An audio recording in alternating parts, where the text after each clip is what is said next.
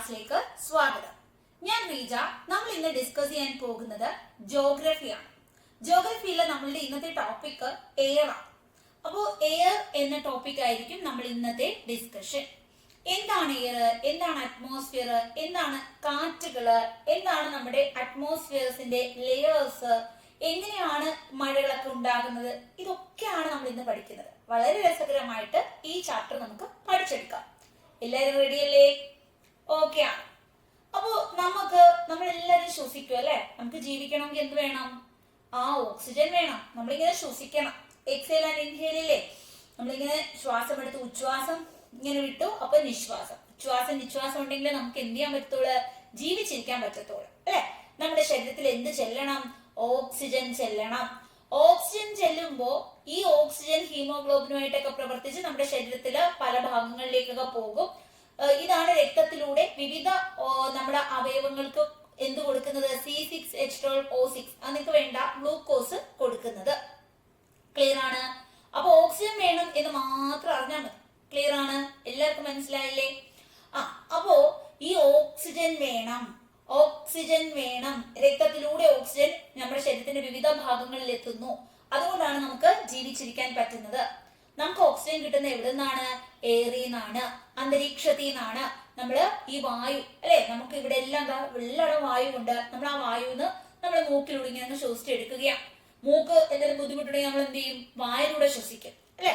നമ്മളിങ്ങനെയാണ് ചെയ്യാറ്. ഇതൊക്കെ ഓട്ടോമാറ്റിക്കലി നടക്കുന്നതാണ്. നമുക്കൊരു ബോധത്തോടുകൂടി ഞാൻ കുറച്ചുനേരം ശ്വസിക്കാതിരിക്കാം എന്ന് കരുതി ഇങ്ങനെ കുറച്ചുനേരം ഇരിക്കാൻ പറ്റുമോ? ഇല്ല. ശ്വാസം കിട്ടിയില്ലെങ്കിൽ നമ്മൾ എന്ത് ചെയ്യും? നമുക്ക് പെട്ടെന്ന് വെപ്രാളം വരും, നമ്മൾ ചത്തുപോകും. അതുകൊണ്ടാണ് ചിലപ്പോ ഒരു കാറിലൊക്കെ ഒരു കുട്ടി അടച്ചിട്ടു, കുട്ടിക്ക് പുറത്തിറങ്ങാൻ പറ്റിയില്ല.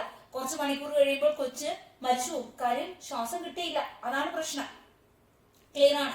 അതുകൊണ്ടാണ് നമ്മൾ അടഞ്ഞ റൂമിൽ അകപ്പെട്ടു പോയാൽ നമുക്ക് ശ്വാസം കാണാൻ കിട്ടിയില്ലെങ്കിൽ നമ്മൾ എന്ത് ചെയ്യും? മരിച്ചു പോകും. കാര്യം ശ്വാസം കിട്ടിയില്ലെങ്കിൽ നമുക്ക് ജീവിച്ചിരിക്കാൻ പറ്റില്ല. അതായത് ശ്വാസം എന്ന് ഉദ്ദേശിക്കുന്നത് ഓക്സിജൻ ആണ്, വായുവാണ്. ക്ലിയർ ആണ്? എല്ലാവർക്കും അറിയത്തില്ലേ? ഓക്കെ. അപ്പൊ നമുക്ക് ചാപ്റ്ററിലേക്ക് നമ്മൾ പോവുകയാണ്. റെഡി ആണോ? എല്ലാരും റെഡി ആണോ? ക്ലിയർ ആണ്? ഹായ് അതുല്യ, എല്ലാവർക്കും കേൾക്കാനൊക്കെ പറ്റുന്നുണ്ടല്ലോ? ഓക്കെ. ഇൻട്രസ്റ്റിംഗ് ചാപ്റ്റർ ആണ്. നമ്മുടെ ഭൂമിയിലാണെങ്കിൽ ഒരുപാട് വായു ഉണ്ട്. നമ്മൾ ഈ രാത്രിയില് പുതപ്പൊക്കെ പൊതച്ച് കിടക്കത്തില്ലേ, അതുപോലെ നമ്മുടെ ഭൂമി ഇങ്ങനെ ചുറ്റി കിടക്കുകയാണ്. ഒരു പുതപ്പ് പോലെ ഇങ്ങനെ മൂടി കിടക്കുകയാണ് വായു, എയറിൽ ഒരുപാട് കാര്യങ്ങളുണ്ട്. ഓക്സിജൻ മാത്രമല്ല ഉള്ളത്, അതൊക്കെ നമുക്ക് പറയാം. അപ്പൊ നമ്മുടെ ഭൂമി എടുത്തു കഴിഞ്ഞാൽ ഭൂമിയുടെ ഒരു പുതപ്പ് അല്ലെ, ഭൂമിയെ ഒരു പുതപ്പ് ചുറ്റിയതുപോലെ നിറച്ചെന്താണ്? എയർ ആണ്. ക്ലിയർ ആണോ? അപ്പൊ earth is surrounded by huge blanket of air. ഇതിനെയാണ് നമ്മൾ അറ്റ്മോസ്ഫിയർ എന്ന് പറയുന്നത്. വായു കൊണ്ട് ഇങ്ങനെ മൂടി വെച്ചേക്കുന്ന വായു എന്ന് പറയുമ്പോൾ ഒരുപാട് ഓക്സിജൻ, കാർബൺ ഡൈ ഓക്സൈഡ് ഒക്കെ വരുന്നതാണ്.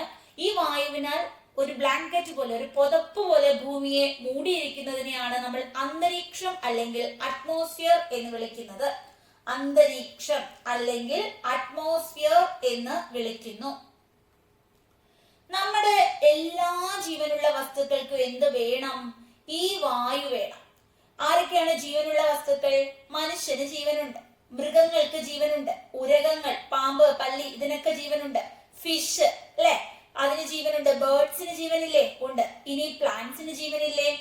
നമ്മുടെ വീടിന്റെ മുമ്പിൽ നിൽക്കുന്ന മഹാഗണിക്കും തേക്കിനും അല്ലെങ്കിൽ ഒരു കുറ്റുമുല്ല, നമ്മുടെ ജാസ്മിൻ അല്ലെങ്കിൽ ചെമ്പരത്തി, എല്ലാ ചെടികൾക്കും ജീവനില്ലേ?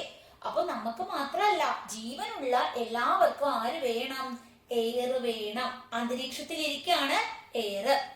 ഹായ്, ന്യൂ ചാപ്റ്റർ ആണ്. ക്ലിയർ ആണ്? അപ്പൊ നമ്മൾ എന്ത് പഠിച്ചു? എന്താണ് എയർ എന്ന് മനസ്സിലാക്കി. നമ്മൾ ഈ വായു ഇതിനകത്തുള്ളതാണ് വായു. ഈ വായുവിൽ ഒരുപാട് സാധനങ്ങളൊക്കെ ഉണ്ട്. നമ്മുടെ ജീവന് വേണ്ടത്, നമ്മുടെ ലൈഫ് നിലനിർത്താൻ വേണ്ടത് ഓക്സിജൻ ആണ് എന്ന് പഠിച്ചു. ക്ലിയർ ആണ്? നമ്മൾ ശ്വസിക്കുന്നു, ഉച്ഛ്വാസം, നിശ്വാസം. അപ്പൊ ആ വായു അകത്തേക്ക് എടുത്തു, വായു പുറത്തേക്ക് വിട്ടു. എന്നാലേ നമുക്ക് ജീവനോടെ നിലനിൽക്കാൻ പറ്റും. എന്താണ് അറ്റ്മോസ്ഫിയർ എന്ന് ചോദിച്ചാൽ നിങ്ങൾ എന്ത് പറയും? അറ്റ്മോസ്ഫിയർ എന്ന് വെച്ചാല് നമ്മുടെ ഈ ഭൂമിയെ ഒരു പുതപ്പ് പോലെ പൊതച്ചു വെച്ചേക്കുന്ന എയറിനെയാണ് നമ്മൾ എന്ത് പറയുന്നത്? എയർ കൊണ്ട് ഇങ്ങനെ പൊതച്ചു വെച്ചേക്കാണ് ഭൂമിയെ, നമ്മുടെ ഫുൾ ഭൂമിയെ.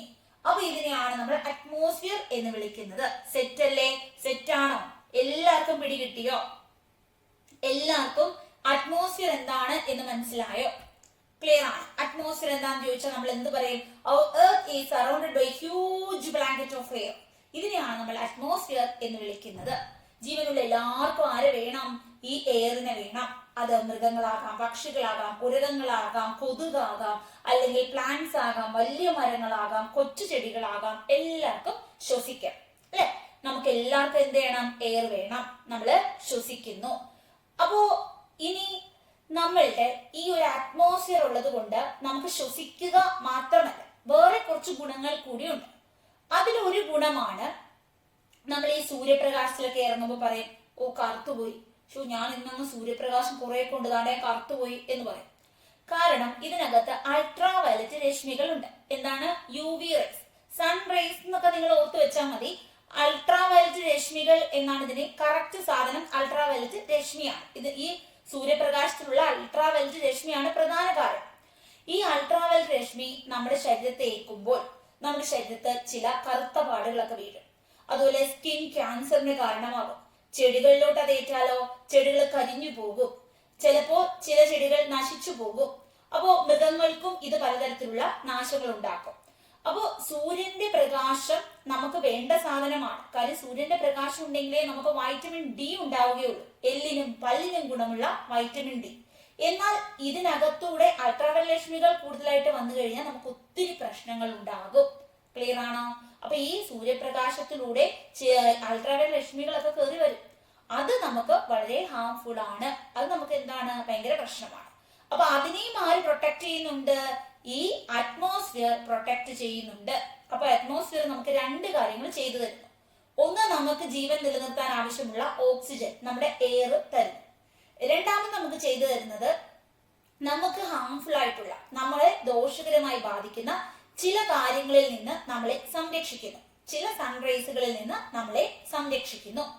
അപ്പൊ അറ്റ്മോസ്ഫിയറിന്റെ രണ്ട് ഗുണങ്ങൾ എല്ലാവർക്കും മനസ്സിലായോ? ക്ലിയർ ആണോ? ഓക്കെ ആണ്? സെറ്റ് ആണോ? എല്ലാവരും സെറ്റ് ആണോ? ലൈക്ക് ചെയ്യണം. സെറ്റ് ആണെങ്കിൽ എല്ലാവരും ലൈക്ക് ചെയ്യണം. എന്താണ് അറ്റ്മോസ്ഫിയർ എന്ന് മനസ്സിലായി. അറ്റ്മോസ്ഫിയറിന്റെ രണ്ട് ഗുണങ്ങൾ മനസ്സിലായി. പിന്നെ നമ്മൾ പഠിച്ചത് എയർ എന്താണ്, നമുക്ക് ശ്വസിക്കാനും നിശ്വസിക്കാനും ഒക്കെ എന്ത് വേണം? എയർ വേണം. നമുക്ക് മാത്രമല്ല, ജീവനുള്ള എല്ലാവർക്കും ആര് വേണം? എയർ വേണം. ഇത്രയും സെറ്റ് ആണോ? അപ്പോ അങ്ങോട്ട് ഇമോജീസ് ഇട്ടേ. മനസ്സിലായവരെല്ലാരും? ഓക്കെ ആണ്. നമ്മുടെ എയറിന്റെ ഫസ്റ്റ് ക്ലാസ് ആണിത്. നമ്മൾ ഇതിനു മുമ്പ് എർത്ത് ഒക്കെ എടുത്തിരുന്നു. ഇനി നമ്മുടെ എയറിൽ ആരൊക്കെ ഉണ്ട് അല്ലെ? നമ്മളിപ്പോ ആകെ ഓക്സിജൻ ഉണ്ട് എന്ന് മാത്രമേ പറഞ്ഞുള്ളൂ. ഓക്സിജൻ മാത്രമാണോ ഉള്ളത്? അല്ല. ഇതിൽ ഏറ്റവും കൂടുതലുള്ള സാധനം നൈട്രജൻ ആണ്. നൈട്രജൻ ഏറ്റവും കൂടുതലുള്ളത് ആരാ? നൈട്രജൻ ആണ്. ഇത് ചോദിക്കും, നമ്മുടെ അന്തരീക്ഷത്തിൽ ഏറ്റവും കൂടുതലുള്ളത് ആര്? അന്തരീക്ഷം, നമ്മുടെ അറ്റ്മോസ്ഫിയറിൽ ഏറ്റവും കൂടുതലുള്ളത് ആരാണ് എന്ന് ചോദിക്കും. അപ്പൊ നിങ്ങൾ ഉത്തരം എന്ത് പറയണം? അറ്റ്മോസ്ഫിയറിൽ ഏറ്റവും കൂടുതൽ നൈട്രജൻ ആണ്. നൈട്രജൻ 78% ഉണ്ടെന്ന് ഓർത്തു വെക്കണം. അറ്റ്മോസ്ഫിയറിൽ ഏറ്റവും കൂടുതൽ ആരുണ്ട്? നൈട്രജൻ ഉണ്ട്. നൈട്രജൻ എത്ര ഉണ്ടെന്ന് നിങ്ങൾ പറയും? 78% ഉണ്ട്. അപ്പൊ നമ്മൾ ഒരു സാധനം 100% എടുക്കുന്നത്.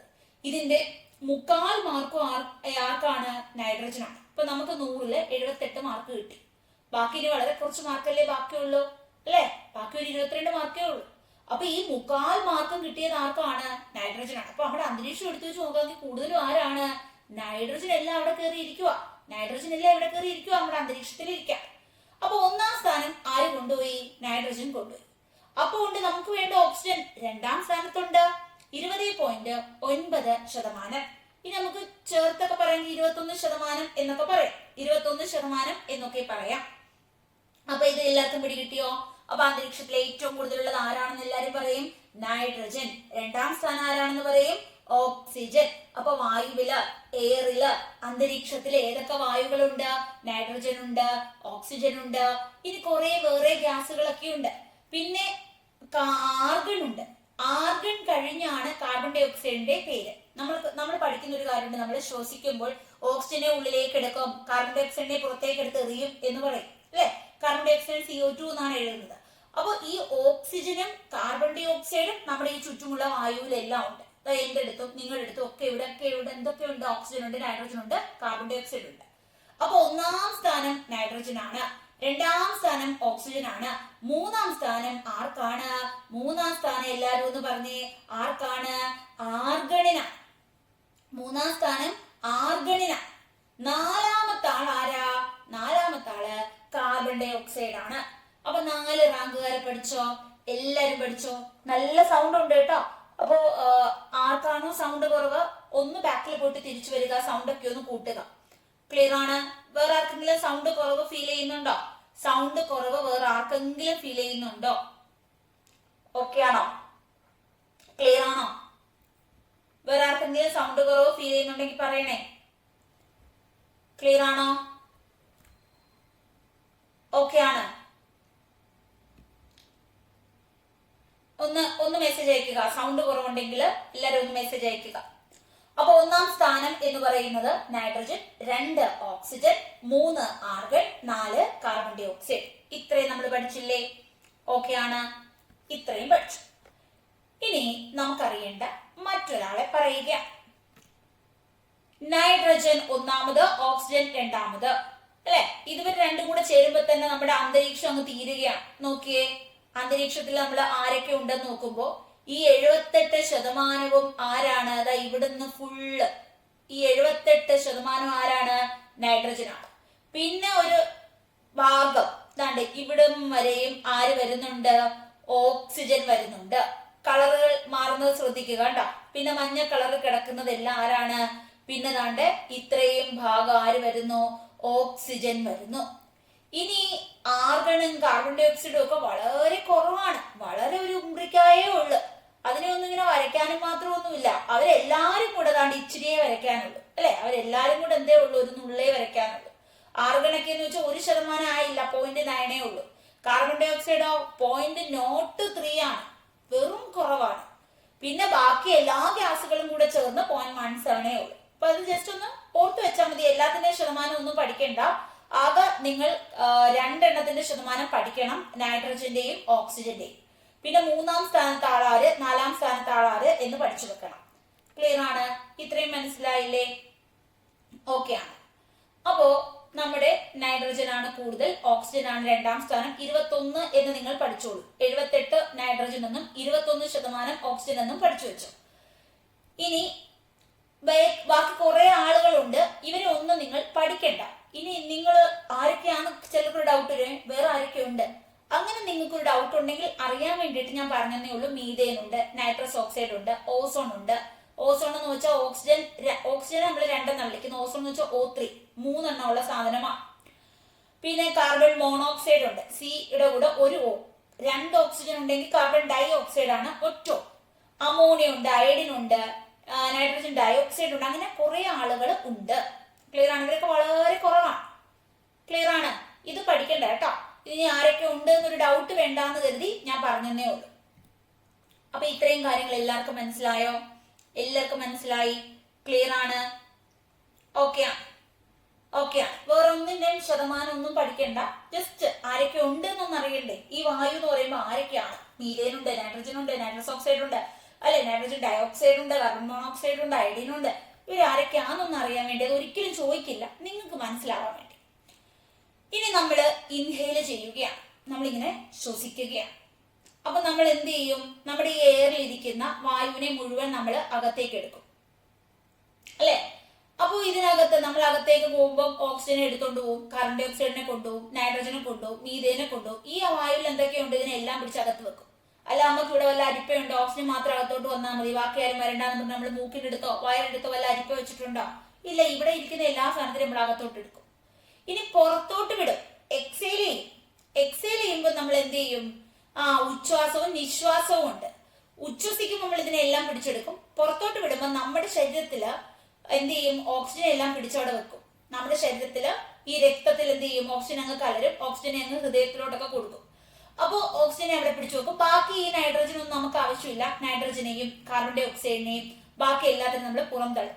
നമ്മുടെ ശരീരത്തിൽ ബാക്കി ഇരിക്കുന്ന കാർബൺ ഡൈ ഓക്സൈഡിനെയും കൂടി നമ്മൾ നിശ്വസിക്കുമ്പോൾ പുറന്തള്ളി എറിയും. ക്ലിയർ ആണ്? അപ്പൊ ഉച്ഛ്വാസം നിശ്വാസം അത് നമ്മൾ ജോഗ്രഫി അല്ല, ബയോളജി ആണ്. അതുകൊണ്ടാണ് ഞാൻ കൂടുതലായിട്ട് അതിനെ കുറിച്ച് പറയുന്നില്ല. കാര്യം മനസ്സിലായല്ലോ? ഓക്കെയാണ്? നമ്മൾ ശ്വസിക്കുമ്പോൾ വായിലിരിക്കുന്ന മുഴുവനെയും നമ്മൾ എടുത്തോണ്ട് പോകും.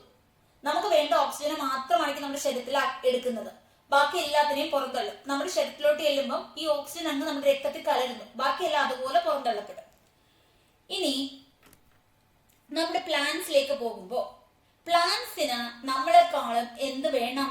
അവർക്ക് നൈട്രജനും വേണം. അവരുടെ ജീവിതം മുന്നോട്ട് കൊണ്ടുപോകാൻ അവർക്ക് ആരെയും വേണം? നൈട്രജന് വേണം. അപ്പൊ അവര് ശ്വസിക്കുമ്പോൾ ഇച്ചിരി നൈട്രജനൊക്കെ പിടിച്ചകത്ത് വെക്കും. പക്ഷെ ഇവർക്ക് എന്ത് ചെയ്യാൻ പറ്റത്തില്ല. ഈ ഡയറക്റ്റിങ്, ഇപ്പൊ അന്തരീക്ഷത്തിൽ നിറച്ച് എന്തുണ്ട്? അന്തരീക്ഷത്തിൽ നിറച്ച് നൈട്രജൻ ഇരിപ്പുണ്ട്. അപ്പൊ ഡയറക്റ്റ് ഇങ്ങനെ ശ്വസിച്ചെടുക്കാനുള്ള കഴിവ് ആർക്കില്ല? പ്ലാന്റ്സിനില്ല. ഡയറക്റ്റിങ് നമ്മളിപ്പോ ശ്വസിക്കുമ്പോൾ ഉള്ളിലോട്ട് കുറെ നൈട്രജൻ പോകുന്നത് പോലെ പ്ലാന്റ്സിന് അങ്ങനെ ഡയറക്റ്റ് ശ്വസിച്ചെടുക്കാനുള്ള ഒരു കഴിവ് ആർക്കില്ല? പ്ലാന്റ്സിനില്ല. പക്ഷേ ഇവരെ സഹായിക്കാൻ ബാക്ടീരിയകളുണ്ട്. ബാക്ടീരിയയുടെ പേര് നിങ്ങൾക്ക് വേണ്ട, വലിയ ക്ലാസ്സിൽ നിങ്ങൾ പഠിക്കും. റൈസോബിയം ബാക്ടീരിയ എന്നൊക്കെ പറഞ്ഞിട്ട് വലിയ ക്ലാസ്സിൽ നിങ്ങൾ ഇതിന്റെ പേരൊക്കെ പഠിക്കും. പയറിന്റെ ചെടിയില്, അതുപോലെ തന്നെ ഉഴുന്നിന്റെ ചെടിയില് ഇതിന്റെയൊക്കെ വേര്, പയർ ചെടി നട്ടിട്ട് വേരെടുത്ത് വെച്ച് നോക്കണം. അപ്പൊ ഇങ്ങനെ കുറെ മുഴകളൊക്കെ നിങ്ങൾക്ക് കാണാൻ പറ്റും ഈ ചെടിയുടെ വേരില്. ഇത് റൈസോബിയം ബാക്ടീരിയ. ഇത് മണ്ണില് അല്ലെങ്കിൽ ഇത് അന്തരീക്ഷത്തിൽ നിന്ന് ഡയറക്റ്റ് ഒക്കെ എന്ത് ചെയ്യും? ഈ ബാക്ടീരിയക്ക് കഴിവുണ്ട് എന്തിനെ പിടിച്ചെടുക്കാൻ? നൈട്രജനെ പിടിച്ചെടുക്കാൻ. ഈ ബാക്ടീരിയക്ക് എന്തിന്റെ കഴിവുണ്ട്? നമ്മളെ പോലെ നൈട്രജൻ അന്തരീക്ഷത്തിൽ നിന്ന് ഡയറക്റ്റ് ശ്വസിക്കാനുള്ള കഴിവ് ബാക്ടീരിയക്കുണ്ട്. ഇത് കണ്ടോ, ഇങ്ങനെയാണ് ഈ മുഴ പോലെ കാണുന്നുണ്ടോ? ഇങ്ങനെയാണ് ഒരു ബൾജിങ് കാണുന്നില്ലേ? അത് വേരിലൂടെ നമ്മുടെ ചെടികളുടെ വിവിധ ഭാഗങ്ങളിലേക്ക് നൈട്രജനെ കൊടുക്കും. ക്ലിയർ ആണ്? അപ്പോ ഒരു ബാക്ടീരിയയുടെ സഹായത്താലാണ് നമ്മുടെ സസ്യങ്ങൾ നൈട്രജനെ അബ്സോർബ് ചെയ്യുന്നത്. They cannot directly take nitrogen from the air. അവർക്ക് എയറിൽ നിന്ന് ഡയറക്റ്റ് എടുക്കാനുള്ള കഴിവില്ല. അപ്പൊ ഒരു ബാക്ടീരിയ സഹായിച്ച് ഈ റൂട്ട് വഴി സസ്യങ്ങളില് വിവിധ ഭാഗങ്ങളിലേക്ക് നൈട്രജൻ എത്തും. ക്ലിയർ ആണ്? നമ്മൾ ഈ രാസവളമൊക്കെ കൊടുക്കുമ്പോൾ നൈട്രജൻ ഒക്കെ ഇട്ട് കൊടുക്കും. രാസവളത്തിലൊക്കെ കണ്ടന്റ് ഉണ്ട്. ഓക്കെ, ക്ലിയർ ആണ്? അതിനാണ് നമ്മൾ പയർ ചെടിയൊക്കെ നടുന്നത്. ഇത്രയും പിടി കിട്ടിയോ? എല്ലാവർക്കും മനസ്സിലായോ? എല്ലാവർക്കും പിടി കിട്ടി? ഡൗട്ട് ഉണ്ടോ? നമുക്ക് ഏറ്റവും കുറവ് ഏതാ എന്ന് നമുക്ക് പഠിക്കേണ്ട കാര്യം നമ്മൾ പറഞ്ഞില്ലേ, ഒരുപാട് സാധനങ്ങൾ എയറിലുണ്ട്. അപ്പൊ വളരെ തുച്ഛമായ രീതിയിൽ പല ഭാഗങ്ങളുടെ വേരിയേഷൻ അനുസരിച്ച് ചിലപ്പോൾ ചില ഏരിയയിൽ ചിലപ്പോൾ മീഥേൻ ആയിരിക്കും കുറവ്, ചിലയിടത്തോട് അയഡൈഡ് ആയിരിക്കും കുറവ്, അങ്ങനെ മാറിക്കൊണ്ടിരിക്കും. അതുകൊണ്ട് തന്നെ നമുക്ക് അങ്ങനെ ഒരു ചോദ്യമില്ല, നമ്മുടെ വായുവിൽ ഏറ്റവും കുറവ് ഏത് എന്നൊരു ചോദ്യം നമുക്കില്ല. ഓക്കെയാണ്? 1, 2, 3, 4 സ്ഥാനം വരെ നമ്മൾ പഠിക്കുന്നുള്ളൂ. ബാക്കി കുറെ കാര്യങ്ങൾ ഇതിനകത്തുണ്ട് എന്ന് മാത്രമേ ഓർക്കുന്നുള്ളൂ. ഓസോണും നീരാവിയും അങ്ങനെ ഒത്തിരി സാധനങ്ങൾ ഇതിനകത്ത്, കുറെ പൊടിപടലങ്ങൾ, ഡസ്റ്റ് പാർട്ടിക്കിൾ, അതുപോലെ നീരാവി, മോയിസ്ചർ കണ്ടന്റ്, ഇതൊക്കെ ഉണ്ട് എന്ന് മാത്രമേ പഠിക്കുന്നുള്ളൂ. ഓക്കെയാണ്? ഹായ് ഹരികുമാർ, ഞാൻ മൈൻഡ് ചെയ്യാൻ ഇവിടെ ഉണ്ട്. ഹായ് ഹേമന്ത്. ഓക്കെ, ക്ലിയർ ആണ്? എല്ലാവർക്കും മനസ്സിലായില്ലേ? ഇനി നമ്മൾ അടുത്തതിലേക്ക് പോകാം.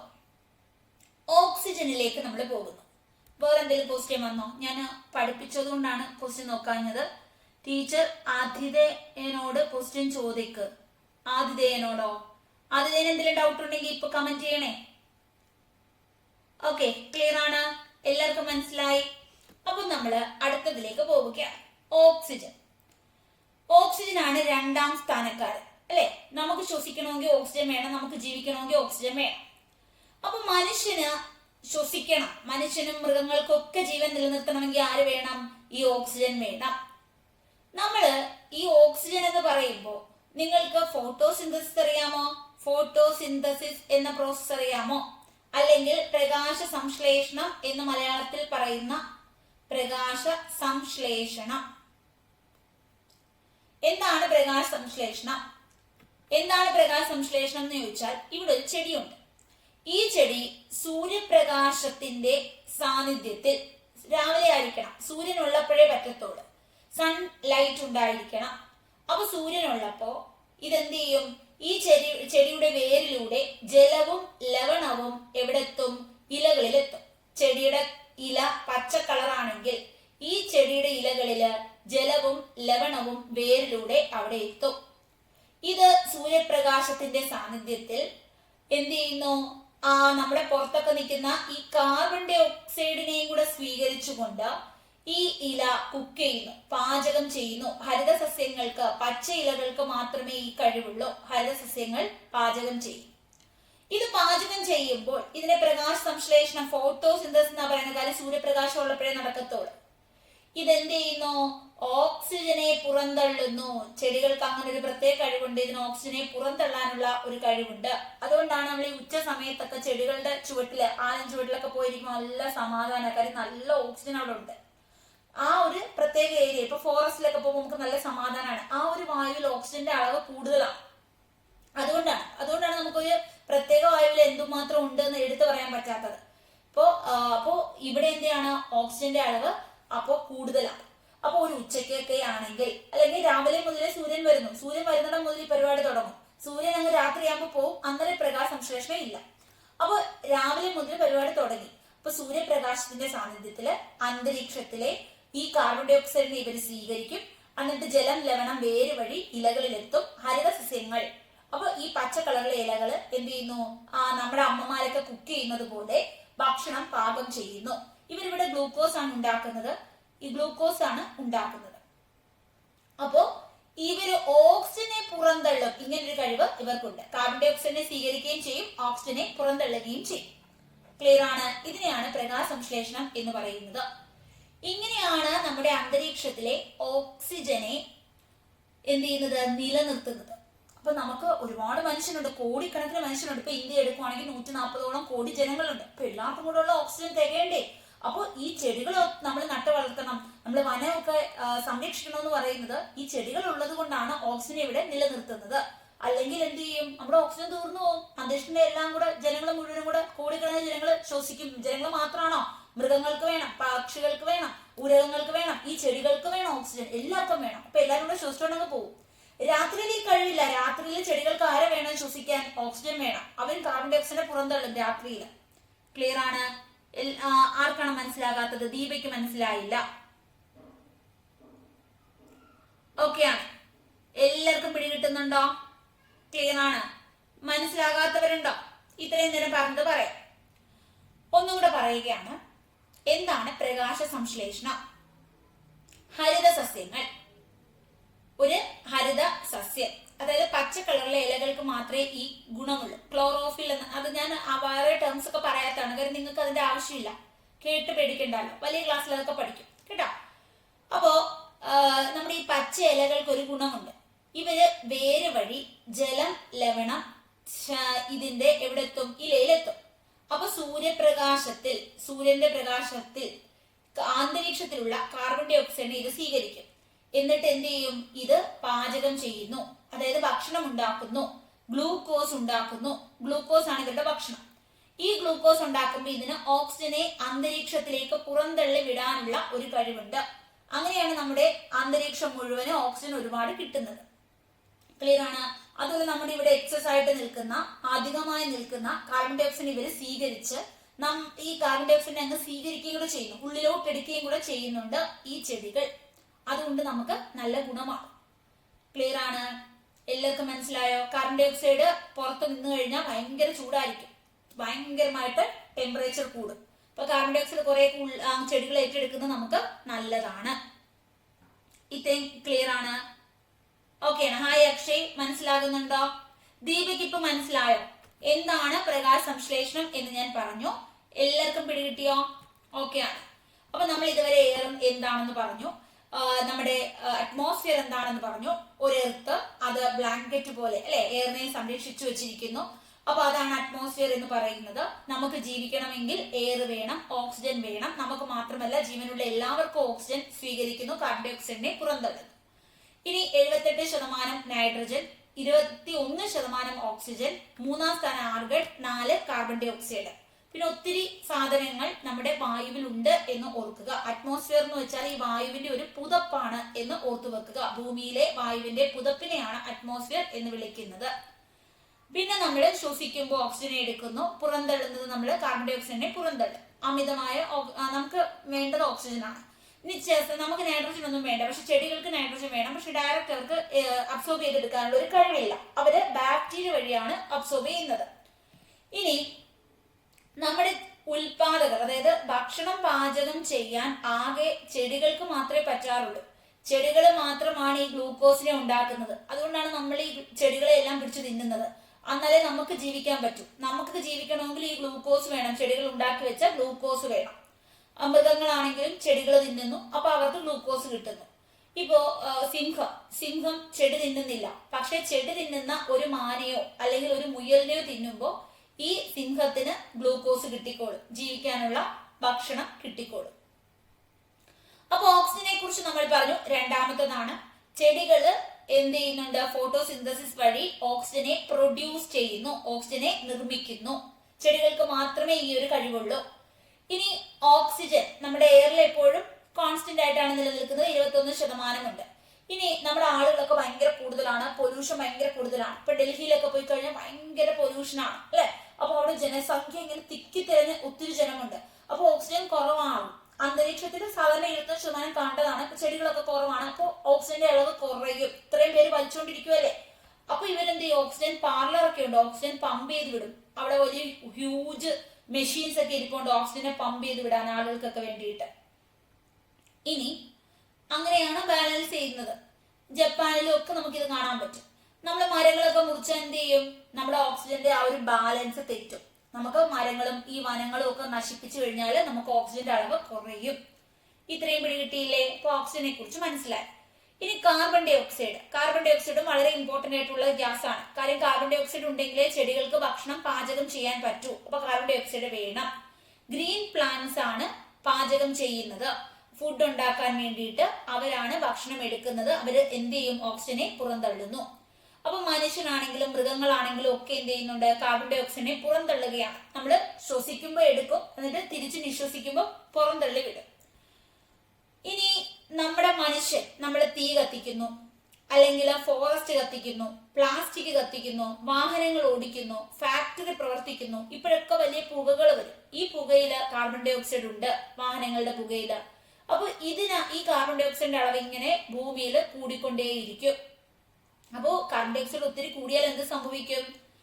കാർബൺ ഡൈ ഓക്സൈഡിന്റെ അളവ് കൂടി കഴിഞ്ഞാൽ ചൂട് കൂടും. കാർബൺ ഡൈ ഓക്സൈഡിന്റെ അളവ് കൂടി കഴിഞ്ഞാൽ ചൂട് കൂടും. അപ്പൊ അത് സംരക്ഷിക്കുന്നതിന് വേണ്ടിയിട്ട് ചെടികളാണ് സഹായിക്കുന്നത്. ചെടികൾ ഈ ഉള്ള കാർബൺ ഡൈ ഓക്സൈഡിന്റെ കുറെയൊക്കെ എന്ത് ചെയ്യും? അങ്ങ് വിഴുങ്ങുന്നുണ്ട്. ഭക്ഷണം ഉണ്ടാക്കുന്നതിന് വേണ്ടി അവർ ഉള്ളിലോട്ട് എടുക്കുന്നുണ്ട്. ഇത്രയും മനസ്സിലായ? അങ്ങനെയാണ് ഇവിടെ ഒരു ബാലൻസ് ഉണ്ടാകുന്നത്. അല്ലെങ്കിൽ ഒരെണ്ണം മാത്രം കൂടുതൽ ഇവിടെ നിൽക്കത്തില്ലേ? ഇത്രയും കാര്യങ്ങൾ എല്ലാവർക്കും പിടികിട്ടിയോ? സെറ്റ് ആണെങ്കിൽ എല്ലാവരും ലൈക്ക് ചെയ്യുക.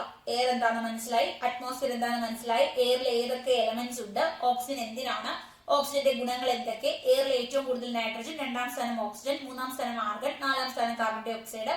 ഇനി നമ്മൾ പറഞ്ഞത് നമ്മുടെ ഓക്സിജന്റെ ഗുണങ്ങൾ, ഓക്സിജനെ ആരാണ് ഉണ്ടാക്കുന്നത്, പ്രൊഡ്യൂസ് ചെയ്യാനുള്ള കഴിവ് ചെടികൾക്കുണ്ട്. ഫോട്ടോസിന്തസിസ്, പ്രകാശസംശ്ലേഷണം എന്താണ് എന്ന് മനസ്സിലായി.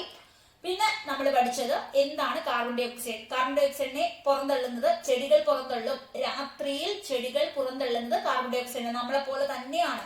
സൂര്യൻ ഇല്ലാത്തപ്പോൾ അവര് ഓക്സിജനെ സ്വീകരിക്കുന്നു, കാർബൺ ഡൈ ഓക്സൈഡിനെ പുറന്തള്ളുന്നു. ചെടികൾ ഫോട്ടോസിന്തസിസ് സമയത്ത് മാത്രമേ ഓക്സിജനെ എടുത്തിട്ട് കാർബൺ ഡൈ ഓക്സൈഡിന് ഉള്ളിലോട്ട് എടുത്ത് ഓക്സിജനെ പുറന്തള്ളുകയുള്ളൂ. അല്ലാത്തപ്പോൾ മനുഷ്യരെ പോലെയാണ് ഓക്സിജൻ വേണം അവർക്കും. ഇത്രയും കാര്യങ്ങൾ പിടികിട്ടിയോ? ഓക്കെ. ചിലരാണെങ്കിൽ രാത്രിയില് റൂമിലൊക്കെ ഉറങ്ങാൻ കിടക്കുന്നിടത്ത് ചെടി എവിടെ കൊണ്ടുവെക്കും. അവർ വിചാരിക്കും കുറെ ഓക്സിജൻ കിട്ടട്ടെ, രാത്രിയിൽ സുഖമായിട്ട് കിടന്നുറങ്ങാം. രാത്രി കിട്ടത്തില്ല. രാത്രിയില് നമുക്കും അവർക്കും ഓക്സിജൻ വേണം. അവിടെ കാർബൺ ഡൈ ഓക്സൈഡിന്റെ അളവായിരിക്കും കൂടുന്നത്. ക്ലിയർ ആണ്? അപ്പൊ ചൂട് കൂടത്തേ ഉള്ളൂ. പക്ഷെ ഉച്ചയ്ക്കും വൈകിട്ടും ഒക്കെ നമ്മൾ ആൽത്തറയിലൊക്കെ പോയിരിക്കുകയാണെങ്കിൽ നല്ല ആശ്വാസമുള്ള നമുക്കൊരു അന്തരീക്ഷം ഉണ്ടാകും. കാര്യം നമുക്ക് ഒത്തിരി ഓക്സിജൻ കിട്ടും. അതുകൊണ്ടാണ്. ഇനി നമ്മൾ പറയാൻ പോകുന്നത് ഓരോ വർഷവും billion ton of carbon dioxide ആണ് പുറന്തള്ളപ്പെടുന്നത്. കാര്യം നമ്മൾ ഈ ഓരോന്ന് കത്തിക്കുമ്പോൾ പ്ലാസ്റ്റിക്, നമ്മുടെ പെട്രോള്, ഓയിൽസ്, അല്ലെങ്കിൽ വാഹനത്തിന്റെ പുക, അതാണ് ഉദ്ദേശിക്കുന്നത്, ഫാക്ടറിയുടെ പുക, ഇതിൽ നിന്നൊക്കെ ഇങ്ങനെ കാർബൺ ഡൈ ഓക്സൈഡ് പുറന്തള്ളിക്കൊണ്ടേയിരിക്കുകയാണ്. അപ്പൊ billions ton carbon dioxide പുറന്തള്ളുകയാണ്. ഇതിന്റെ ഫലമായിട്ട് എന്ത് സംഭവിക്കുന്നുണ്ട്? നമ്മുടെ ഈ ഭൂമിയുടെ ക്ലൈമറ്റും വെതറും ഒക്കെ ചേഞ്ച് ചെയ്യുന്നു. ഇപ്പൊ പണ്ടത്തെക്കാളും ഇപ്പൊ ചൂട് കൂടുതലല്ലേ. നമ്മുടെ അച്ഛന്മാരും അല്ലെങ്കിൽ അപ്പൂപ്പന്മാരും അമ്മൂമ്മയൊക്കെ പറയത്തില്ലയോ പണ്ടൊന്നും ഇത്രയും ചൂടില്ല, ഇത് എന്തുവായത്, കേരളം ഇപ്പൊ ഗൾഫ് പോലായോ, എന്തൊരു ചൂടായതെന്നൊക്കെ പറയത്തില്ലേ. കാര്യം പണ്ട് ഇത്രയും ചൂടില്ല, പണ്ട് ഇത്രയും ആളുകളില്ല, ഇത്രയും ഫാക്ടറി ഇല്ല, ഇത്രയും വണ്ടികളില്ല, ഇത്രയും തീ കത്തിക്കുന്നില്ല, ഇത്രയും മരങ്ങളുമാണെങ്കിൽ ഒത്തിരി ഉണ്ട്. അപ്പോൾ ഒരു ബാലൻസ് ഉണ്ടായിരുന്നു. പക്ഷെ ഇപ്പോഴോ മരങ്ങളെല്ലാം വെട്ടിമുറിച്ച് എല്ലാവരും വീടൊക്കെ വെച്ച് കോൺക്രീറ്റ് ബിൽഡിങ്സ് ഒക്കെ വരും തോറും കാർബൺ ഡൈ ഓക്സൈഡിന്റെ അളവ് കൂടിക്കൊണ്ടിരിക്കുകയാണ്. പിടികിട്ടിയോ? എല്ലാവർക്കും മനസ്സിലായോ? ഡൗട്ട് ഉണ്ടോ? ഇത്രയും സെറ്റ് അല്ലേ? ഓക്കെ, ഇവിടെ അങ്ങോട്ടും ഇങ്ങോട്ടും ഓരോന്ന് വിളിച്ചുകൊണ്ടിരിക്കുകയാണോ? ക്ലാസ് ശ്രദ്ധിച്ചേ, എല്ലാരും ക്ലാസ് ശ്രദ്ധിച്ചേ, കമന്റ് ചെയ്യരുത്. ക്ലാസ് ശ്രദ്ധിച്ച് നമ്മൾ പഠിക്കാണ്, നമുക്ക് സ്കോളർഷിപ്പ് നേടിയെടുക്കണ്ടേ. അപ്പൊ എല്ലാരും ക്ലാസ് ശ്രദ്ധിച്ചിരുന്നേ, നന്നായിട്ട് ഇരുന്ന് പഠിച്ചേ. ഇനി നമ്മള് അറ്റ്മോസ്ഫിയറിന്റെ ലെയേഴ്സിനെ കുറിച്ച് പഠിക്കുകയാണ്. നമ്മുടെ ഭൂമിക്ക് പൊതപ്പായിട്ട് വായു ഉണ്ട്, ഇതിനെ വിളിക്കും അറ്റ്മോസ്ഫിയർ. അന്തരീക്ഷം എന്ന് വിളിക്കും. അന്തരീക്ഷം പല ലെയറുകളാണ്. ഇപ്പൊ നിങ്ങള് വാട്ടർമെലണിന് എത്ര ലെയർ ഉണ്ട് എന്ന് ചോദിച്ചാൽ നിങ്ങൾ എന്ത് പറയും? ഏറ്റവും പുറമെ ഒരു പച്ച ലെയർ ഉണ്ട്, അത് കഴിഞ്ഞ ഒരു ചുമപ്പ് ലെയർ ഉണ്ട്, ഉള്ളില് കുറെ കറുത്ത കുരുക്കൾ കാണാം, ഇങ്ങനെ നിങ്ങൾ പറയത്തില്ലേ? മൊത്തത്തില് നമുക്കൊരു 2 ലെയറേ പറയാൻ പറ്റൂ. കാര്യം പുറത്തൊരു പച്ച കട്ടിയുള്ള ലെയറും ചിലപ്പോൾ മഞ്ഞ വാട്ടർമെലനും ഉണ്ട് അല്ലെ, തണിമത്തങ്ങയുണ്ട്, ഉള്ളിലൊരു ചുമപ്പ് ലെയർ. ഇതല്ലേ നിങ്ങളുടെ ലെയർ, 2 ലെയർ. എന്നാൽ നമ്മുടെ അറ്റ്മോസ്ഫിയർ അന്തരീക്ഷത്തിന് എത്ര ലെയർ ഉണ്ട്? 5 ലെയർ ഉണ്ട്. എത്ര ലെയർ ഉണ്ട്? 5 ലെയർ ഉണ്ട്. ഒന്നാമത്തതിന്റെ പേരാണ് ട്രോപ്പോസ്ഫിയർ. ഒന്നാമത്തിന്റെ പേര് എല്ലാരും ഒന്ന് പറഞ്ഞേ, ട്രോപ്പോസ്ഫിയർ. രണ്ടാമത്തെ ലെയറിന്റെ പേര് എല്ലാരും പറഞ്ഞേ, സ്ട്രാറ്റോസ്ഫിയർ. സ്ട്രാറ്റോസ്ഫിയർ. മൂന്നാമത്തെ ലെയർ എല്ലാരും ഉറക്കെ പറഞ്ഞേ, മീസോസ്ഫിയർ. മീസോസ്ഫിയർ. ഇനി നാലാമത്തെ ലെയർ എല്ലാരും ഉറക്കെ പറയണം, തെർമോസ്ഫിയർ. തെർമോസ്ഫിയർ. അഞ്ചാമത്തെ ലെയർ എല്ലാരും ഉറക്കെ പറയണം, എക്സോസ്ഫിയർ. എന്താണ്? എക്സോസ്ഫിയർ. അപ്പൊ നമ്മുടെ അന്തരീക്ഷത്തിലെ ലെയറുകൾ കണ്ടു. ഒന്ന് ഇംഗ്ലീഷിൽ ഇങ്ങനെയാണ്: troposphere, stratosphere, mesosphere, thermosphere, exosphere. Clear ആണ്? എല്ലാവർക്കും മനസ്സിലായോ? അപ്പൊ ഏതൊക്കെ ലെയറുകൾ നിങ്ങൾ പഠിച്ചു? ഒന്ന് troposphere, 2 stratosphere, mesosphere, thermosphere, exosphere. അപ്പൊ നമ്മുടെ കണ്ടോ മല, അതുപോലെ നമ്മുടെ അന്തരീക്ഷത്തിനോട് ചേർന്ന് കിടക്കുന്നത് ആരാണ്? ട്രോപ്പോസ്ഫിയർ. നമ്മുടെ ഭൂമിയോട് ഏറ്റവും ചേർന്ന് കിടക്കുന്നത് ട്രോപ്പോസ്ഫിയർ ആണ്. നമ്മൾ മേളിലോട്ട് നോക്കുമ്പോൾ ഒരു ആകാശമൊക്കെ കാണത്തില്ലേ? അപ്പൊ നമ്മുടെ തൊട്ടടുത്തുള്ളത് ആരാണ്? ട്രോപ്പോസ്ഫിയർ ആണ്. അപ്പോ അറ്റ്മോസ്ഫിയറിനെ നമുക്ക് 5 ലെയർ ആയിട്ട് തിരിക്കാം: troposphere, stratosphere, mesosphere, thermosphere, exosphere. എല്ലാവർക്കും മനസ്സിലായോ? അതൊരു ഓർഡർ തന്നെ അറിയണം. ഇപ്പൊ നമ്മൾ 1ാം ക്ലാസ് കഴിഞ്ഞ് 2 പോയി, 2 കഴിഞ്ഞാൽ 3 പോയി, 3 കഴിഞ്ഞാൽ 4 പോയി, 4 കഴിഞ്ഞാൽ 5 പോയി. അങ്ങനെ ഒരു ഓർഡർ തന്നെ അല്ലേ? അല്ലാതെ 1 കഴിഞ്ഞാൽ 3 പോകുന്നത് അല്ല. അതുപോലെ ഏറ്റവും താഴെ നമ്മളിങ്ങനെ നോക്കുമ്പോൾ തന്നെ ഏറ്റവും താഴെ കാണുന്നത് ട്രോപ്പോസ്ഫിയർ ആണ്. അതിന് തൊട്ട് മുകളിൽ നമ്മൾ കാണുന്നത് സ്ട്രാറ്റോസ്ഫിയർ ആണ്. തൊട്ട് മുകളിൽ മീസോസ്ഫിയർ, പിന്നെ നമുക്ക് തെർമോസ്ഫിയർ, അത് കഴിഞ്ഞ് നമുക്ക് എക്സോസ്ഫിയർ.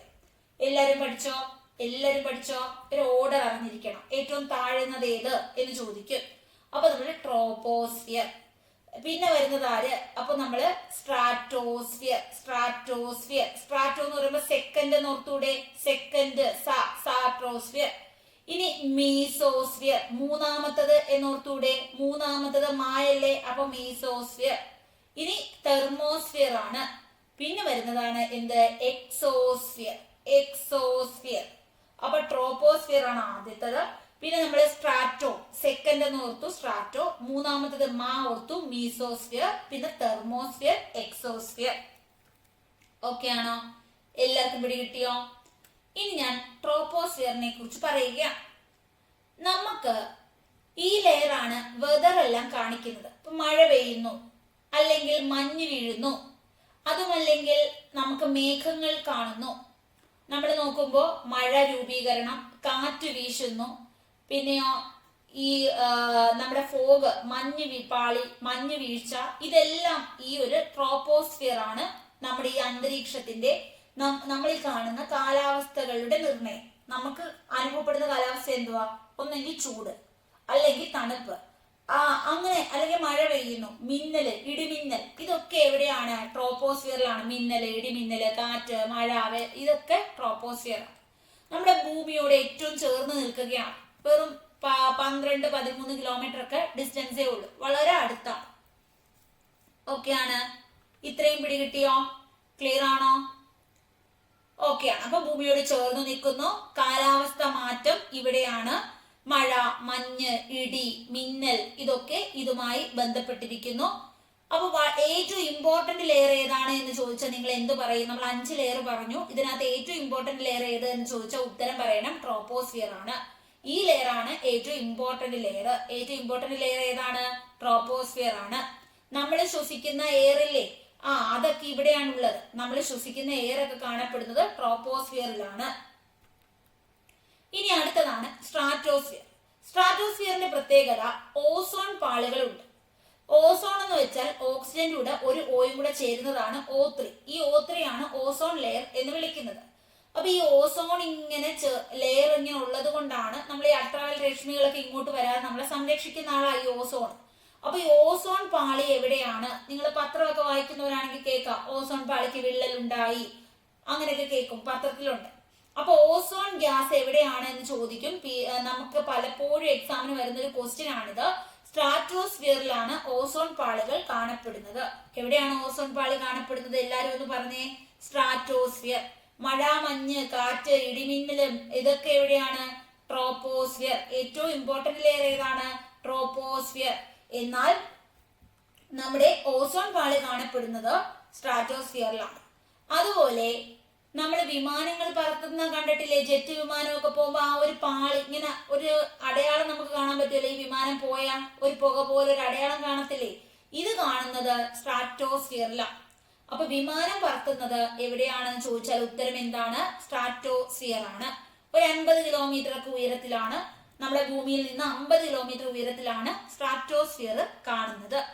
അപ്പൊ നമ്മൾ ട്രോപ്പോസ്ഫിയർ പഠിച്ചു, സ്ട്രാറ്റോസ്ഫിയർ പഠിച്ചു. ഇത്രയും മനസ്സിലായോ? ഹായ് മിന്നു. മിന്നു ക്ലാസ് ശ്രദ്ധിച്ചേ, എല്ലാരും ക്ലാസ് ശ്രദ്ധിച്ചേ, പഠിച്ചേ. മഞ്ജുഷ പഠിച്ചേ? ഓക്കെ ആണ്, എല്ലാരും ക്ലാസ് ശ്രദ്ധിച്ചിരുന്ന് പഠിച്ചേ. വേറെ കമന്റ് ഇടല്ലേ? ഒരുപാട് കാര്യങ്ങൾ നമ്മൾ പഠിച്ചുകൊണ്ടിരിക്കുകയാണ്. ഇത് എക്സാമിന് ചോദിക്കുന്ന കാര്യമാണ്. അപ്പോ സ്ട്രാറ്റോസ്ഫിയർ കണ്ടു, ക്ലിയർ ആണ്. അപ്പൊ ഓസോൺ പാളി രൂപീകരണം നടക്കുന്നത്, ഓസോൺ പാളി കാണപ്പെടുന്നത് സ്ട്രാറ്റോസ്ഫിയറിലാണ്. വിമാനങ്ങൾ പറക്കുന്നത്, ജെറ്റ് വിമാനമൊക്കെ എവിടെയാണ് കാണപ്പെടുന്നത്? സ്ട്രാറ്റോസ്ഫിയറിലാണ്. ഇതൊരു 50 കിലോമീറ്റർ ദൂരമാണ്. ഇനി ഒരു ചോദ്യം വരാറുള്ളത്, ട്രോപ്പോസ്ഫിയറിനും മീസോസ്ഫിയറിനും ഇടയിലുള്ളത് ആരാണ്? ആരാണ് ട്രോപ്പോസ്ഫിയറിനും മീസോസ്ഫിയറിനും ഇടയിലിരിക്കുന്നത്? സ്ട്രാറ്റോസ്ഫിയർ. അതുപോലെ ചോദിക്കും മീസോസ്ഫിയറിനും എക്സോസ്ഫിയറിനും ഇടയിൽ ആര്? അപ്പൊ തെർമോസ്ഫിയർ. ഇത് നോക്കിയേ, മീസോസ്ഫിയറിന് താഴെ ആരാണ്? താഴെ ആരാ മീസോസ്ഫിയറിന്? സ്ട്രാറ്റോസ്ഫിയർ. ഇനി മീസോസ്ഫിയറിന് മുകളിൽ ആരാണ്? മുകളിൽ ഏത് ലെയറാ? ഇങ്ങനെയൊക്കെ ചോദിക്കും. തെർമോസ്ഫിയർ. കറക്റ്റ് ഓർഡർ അറിഞ്ഞാലേ ഉത്തരം എഴുതാൻ പറ്റും. ക്ലിയർ ആണ്? എല്ലാവർക്കും മനസ്സിലായോ? ഇനി നമ്മൾ മീസോസ്ഫിയറിലേക്ക് പോവുകയാണ്. ഇതാണ് മൂന്നാമത്തെ ലെയർ. ഇപ്പൊ ഒന്നാമത്തെ ലെയർ ആണ് ട്രോപ്പോസ്ഫിയർ, രണ്ടാമത്തെ ലെയർ ആണ് സ്ട്രാറ്റോസ്ഫിയർ, മൂന്നാമത്തെ ലെയർ ആണ് മീസോസ്ഫിയർ. ഇത് സ്ട്രാറ്റോസ്ഫിയറിന് മുകളിലാണെന്ന് അറിയാലോ, മുകളിലാണ്. ഇനി ഇതൊരു 80 കിലോമീറ്റർ ഒക്കെ ദൂരത്തിലാണ്. ഓക്കെ ആണ്. ഇനി ഇവിടെയാണ് നമ്മുടെ ഉൽക്കകളൊക്കെ വന്ന് വീഴത്തില്ലേ? ചില സമയങ്ങളിൽ നമ്മുടെ ഭൂമിയിലൊക്കെ വലിയ പാറകളൊക്കെ വന്ന് വീഴും ആകാശത്ത് നിന്ന്. അങ്ങനെ വന്ന് വീഴുന്ന ഇതിനെയാണ് നമ്മൾ ഉൽക്ക എന്ന് വിളിക്കുന്നത്, മെറ്റീരിയോട്സ് എന്ന് വിളിക്കും. ഈ ഉൽക്കകളൊക്കെ വന്ന് വീഴുന്നു. ഉൽക്കകൾ വരുന്നത് ഇവിടെ നിന്നായിരിക്കും. ഇതൊരു തണുത്ത അന്തരീക്ഷ മേഖലയാണ്. ഇത് തണുപ്പ് കൂടിയ അന്തരീക്ഷ മേഖലയാണ് മീസോസ്ഫിയർ. ഇവിടെയാണ് ഉൽക്കകളൊക്കെ വരുന്നത്. ഓക്കെ ആണ്. ഇനി അടുത്തതാണ് തെർമോസ്ഫിയർ. ഇനി നമ്മൾ പഠിക്കാൻ പോകുന്നത് ഏതിനെ കുറിച്ചാണ്? തെർമോസ്ഫിയറിനെ കുറിച്ചാണ്. എല്ലാരും ഒന്ന് ഇത്രയും മനസ്സിലായെങ്കിൽ ഒന്ന് ലൈക്ക് ചെയ്തേ. എല്ലാവർക്കും മനസ്സിലായോ? ഇമോജീസ് ഇട്ടോ.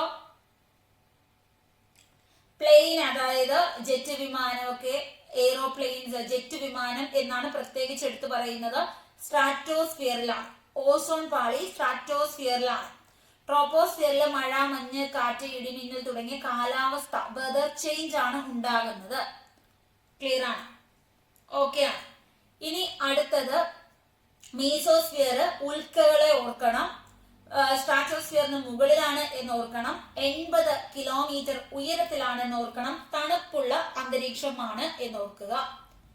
തെർമോസ്ഫിയർ എന്ന് പറയുമ്പോൾ ചൂട് കൂടുതലാണ്. തെർമോസ്ഫിയറിൽ ഭയങ്കര ചൂടാണ്. അതായത് സത്യം പറഞ്ഞാൽ ഹൈറ്റ് കൂടുമ്പോൾ ചൂട് കൂടുകയാണ് ചെയ്യേണ്ടത്. മീസോസ്ഫിയറിന് മാത്രമേ ഉള്ളൂ ഒരു എക്സെപ്ഷൻ. അപ്പോ ചൂട് ഏറ്റവും കൂടിയ ഒരു ലെയർ ആണ് തെർമോസ്ഫിയർ എന്ന് ഓർക്കുക. ഇത് 600 കിലോമീറ്ററോളം ഹൈറ്റിലാണ്. ഇത് 600 കിലോമീറ്റർ ആണ്. ഇതിനകത്ത് 400 കിലോമീറ്റർ സമയത്താണ് ഇവിടെ വേറൊരു ലെയർ ഉണ്ട്. നിങ്ങൾ കുറച്ചും കൂടെ അയണോസ്ഫിയർ എന്ന് പറയുന്ന ഒരു ലെയർ ഉണ്ട്.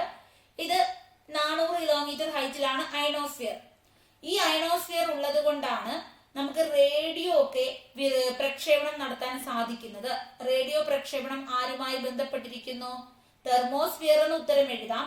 ഇനി നിങ്ങൾക്ക് അയണോസ്ഫിയർ എന്ന് എഴുതി ചോദിച്ചാൽ അയണോസ്ഫിയർ എന്ന് എഴുതാം. തെർമോസ്ഫിയറിലുള്ള തെർമോസ്ഫിയർ എന്ന് വെച്ചാൽ 80 കിലോമീറ്റർ മുതൽ 600 കിലോമീറ്റർ വരെ ഉണ്ട്. അതിൽ ഈ 400 കിലോമീറ്റർ ഭാഗത്താണ് നമുക്ക് അയണോസ്ഫിയർ കാണാൻ പറ്റുന്നത്. അപ്പൊ അയണോസ്ഫിയറിൽ കുറെ അയോൺസ് ഉണ്ട്. ചാർജുള്ള കണങ്ങളാണ് അയോൺസ്. ഈ അയോൺസ് കാരണമാണ് നമുക്ക് റേഡിയോ ഒക്കെ വിക്ഷേപിക്കാൻ സാധിക്കുന്നത്. അപ്പൊ റേഡിയോ ഒക്കെ ഇല്ലേ, FM റേഡിയോസ് ഒക്കെ കണ്ടിട്ടില്ലേ, കേൾക്കാറില്ലേ? അപ്പൊ ഈ റേഡിയോ സഹായിക്കുന്നത് തെർമോസ്ഫിയർ ആണ്. റേഡിയോ വേവ്സ് ഒക്കെ ഇവിടെ ഉണ്ട്. അപ്പൊ തെർമോസ്ഫിയർ എന്ന് പറയുമ്പോൾ എത്ര കാര്യങ്ങൾ നോക്കണം? ചൂട് കൂടുതൽ, റേഡിയോ ഉണ്ട്, ഇവിടെ ഒരു ലെയർ ഉണ്ട് അയണോസ്ഫിയർ, ഇടയിൽ വരുന്ന ഒരു ലെയർ ഉണ്ട് അയണോസ്ഫിയർ. ഇത്രയും ഓർക്കുക. ഇനിയാണ് എക്സോസ്ഫിയർ. എക്സോസ്ഫിയർ ആണ് ഏറ്റവും മുകളിലുള്ള അന്തരീക്ഷത്തിന്റെ പാളി. ഏറ്റവും മുകളിലുള്ള പാളിയാണ് ഇത്. വളരെ തിൻ എയർ ആണ്. വളരെ കുറച്ച് എയറേ ഇവിടെ ഉള്ളൂ എന്ന് ഓർക്കുക. ഇനി ഹീലിയം, ഹൈഡ്രജൻ ഒക്കെ ഇവിടെ കാണപ്പെടുന്നു. ഹീലിയവും ഹൈഡ്രജനും ഒക്കെ ധാരാളം ഇവിടെ കാണപ്പെടുന്നു. അപ്പോൾ നമ്മൾ ബഹിരാകാശമൊക്കെ സ്റ്റാർട്ട് ചെയ്യുന്നത് എക്സോസ്ഫിയർ ആണ്. 10,000 കിലോമീറ്റർ ഒക്കെ ഹൈറ്റിലാണിത്. ഈ 700 കിലോമീറ്റർ മുതൽ എക്സോസ്ഫിയർ സ്റ്റാർട്ട് ചെയ്യുന്നുണ്ട്. അപ്പൊ ഇത് എന്താണ്? എക്സോസ്ഫിയർ ഓർക്കുക. നമ്മുടെ ബഹിരാകാശത്ത് പോയി എന്നൊക്കെ പറയത്തില്ലേ, അത് എക്സോസ്ഫിയർ ആണ്. ഇത്രയും കാര്യങ്ങൾ പിടികിട്ടിയോ? ഓക്കെ, ക്ലിയർ ആണ്? ക്ലിയർ അല്ലേ? ഇത്രയും കാര്യങ്ങൾ സെറ്റ് ആണോ?